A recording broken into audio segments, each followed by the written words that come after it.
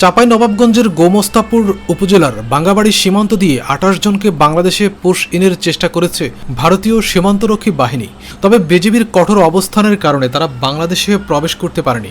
বর্তমানে ওই ব্যক্তিরা সীমান্তের শূন্যরেখায় অবস্থান করছেন। এর আগে গতকাল বেনাপোলের সাদিপুর সীমান্তে পুশ ইনের চেষ্টার ঘটনায় বিজিবির প্রতিরোধে শূন্যরেখায় অবস্থানরত কয়েকজনকে সরিয়ে নিয়েছে ভারতীয় সীমান্তরক্ষী বাহিনী। বুধবার ভোরে শূন্যরেখায় ভারতীয় অংশে অবস্থান করা ১০-১২ জন নারী পুরুষকে সরিয়ে নেওয়া হয় বলে স্থানীয় ও সীমান্ত সংশ্লিষ্ট সূত্রে জানা গেছে।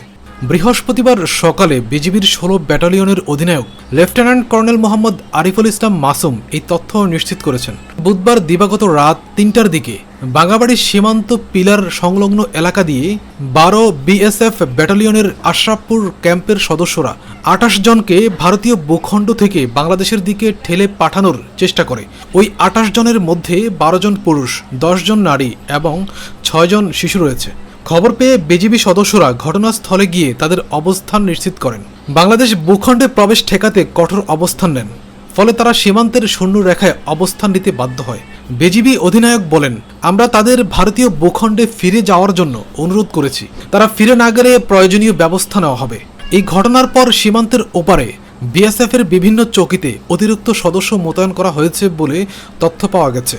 পরিস্থিতি মোকাবেলায় বিজিবিও সীমান্ত টহল জোরদার করেছে এবং নজরদারি বৃদ্ধি করেছে। এর আগে গতকাল বেনাপোলের সাদিপুর সীমান্তে পুশ ইনের চেষ্টার ঘটনায় বিজিবির প্রতিরোধে শূন্যরেখায় অবস্থানরত কয়েকজনকে সরিয়ে নিয়েছে ভারতীয় সীমান্তরক্ষী বাহিনী। বুধবার ভোরে শূন্যরেখায় ভারতীয় অংশে অবস্থান করা ১০-১২ জন নারী পুরুষকে সরিয়ে নেওয়া হয় বলে স্থানীয় ও সীমান্ত সংশ্লিষ্ট সূত্রে জানা গেছে। এর আগে গত কয়েকদিন ধরে সীমান্তের শূন্য রেখায় এসব ব্যক্তি অবস্থান করছিলেন। সকালে সেখানে আর কোনো উপস্থিতি দেখা যায়নি বলে জানিয়েছে সীমান্তের টহলরত বাহিনী।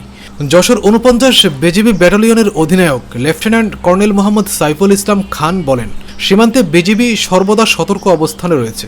স্বাভাবিক টহল কার্যক্রম অব্যাহত রয়েছে। তিনি বলেন, রোববার রাত থেকে বিজিবির টহল জোরদার করা হয়েছিল। পুশ ইনের একটি চেষ্টা প্রতিহত করা হয়েছে। স্থানীয় সূত্রে জানা গেছে, গত রোববার গভীর রাতে ভারতের নহরিপুর এলাকায় কয়েকটি ট্রাকে করে বিপুল সংখ্যক মানুষকে জড়ো করা হয়। পরে সীমান্তের আলো নিভিয়ে নারী পুরুষ ও শিশুসহ কয়েকজনকে শূন্যরেখার দিকে ঠেলে দেওয়ার চেষ্টা করা হয় বলে অভিযোগ ওঠে। তবে বিজিবির বাধার মুখে ওই চেষ্টা সফল হয়নি।